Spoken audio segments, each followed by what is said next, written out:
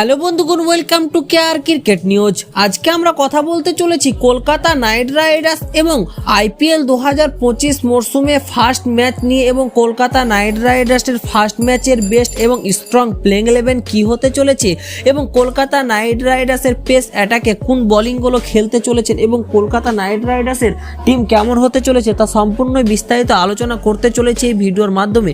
তো ভিডিওটা একটু স্কিপ না করে ভিডিওটা দেখার অনুরোধ রইল এবং ভিডিওটা শুরু করার আগে আপনাদের কাছে একটি মাত্র রিকোয়েস্ট আছে, ভিডিওটি ভালো লাগলে লাইক দিয়ে চ্যানেলে প্রথমবার হয়ে থাকলে চ্যানেলটি সাবস্ক্রাইব করে প্লিজ একটু সাপোর্ট করো, কেননা এই চ্যানেলের মাধ্যমে আইপিএল রিলেটেড এবং কেকেআর এর রিলেটেড সমস্ত আপডেট দেওয়া হয়। তো চলুন বন্ধুরা, সময় নষ্ট না করে ভিডিওটা শুরু করা যাক।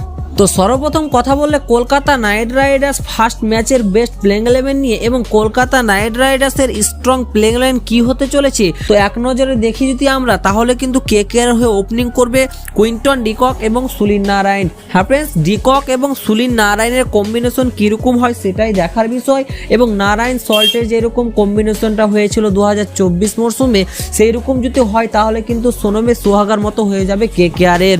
তো ডিকক অবভিয়াসলি কিন্তু ভালো খেলোয়াড় এবং কলকাতা নাইট রাইডার্সকে কতটা ইফেক্টিভ হতে পারে কেকেআর এর জন্য সেটাই দেখার বিষয়। ঠিক তাই 3 নম্বরে কিন্তু থাকছেন আজিঙ্কে রাহানে।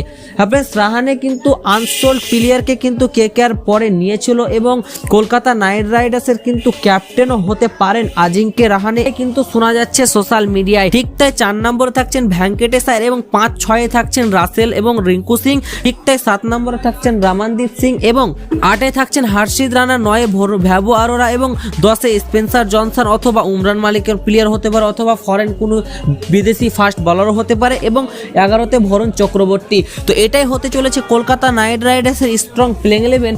আমরা যদি কেকেআর এর বোলিং অ্যাটাক দেখি তাহলে কিন্তু স্পিন অ্যাটাকটা খুব দুর্দান্ত এবং মারাত্মক রয়েছে এবং কেকেআর এর পেস অ্যাটাকটা খুব একটা মজবুত না।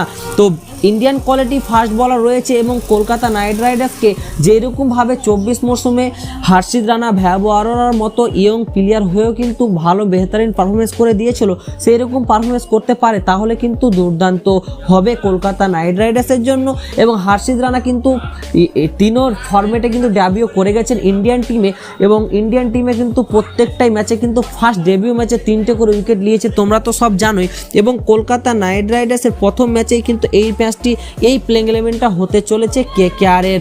তো আশা করি তোমাদের ভিডিওটি ভালো লেগেছে এবং কলকাতা নাইট রাইডার্সের এই প্লেইং 11-এর মধ্যে কোন প্লেয়ারকে কি তোমার চেঞ্জ করে অন্য কোনো প্লেয়ারকে ভরা দরকার এবং অন্য কোনো প্লেয়ারকে খেলা দরকার, তোমাদের প্লেইং 11টা কমেন্ট বক্সে লিখে জানাও। তো দেখা হচ্ছে নতুন অন্য কোনো ভিডিওতে, ততক্ষণ পর্যন্ত তোমরা সব ভালো থেকো, ধন্যবাদ।